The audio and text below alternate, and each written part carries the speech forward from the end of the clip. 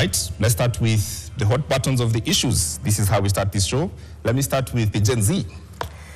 What's your hot button this week, Zaha? Oh my. Well, apart from the sad reality of having to bury young children on a case that Kenya has actually never seen before, my hot button of the week is the teacher and the system.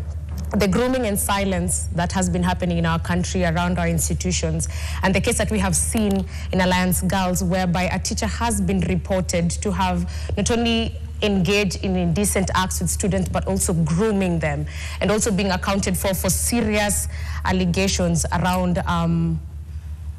children. And I think for me, when I think about the Children's Act, when I think about the Sexual Offense Act of 2006, the criminalization around which we see our country projecting when it comes to the protection of children, noticing that Kenya is a signatory to so many treaties that are supposed to protect our children, it does not need Kenyan women or Kenyans at large to protest outside the school for us to demand justice for children who are supposed to be in school safely, who are not supposed to be scared, who are supposed to be in institutions of learning to get their academics and go back to their parents safe.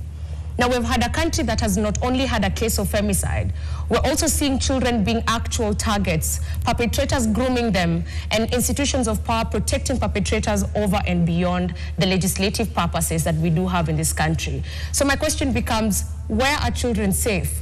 Where are young people safe? At whose hands are these kids going to be safe if they are going to be abused in school, they're going to be abused at home, and in unfortunate events whereby they're going to be killed while watching TV?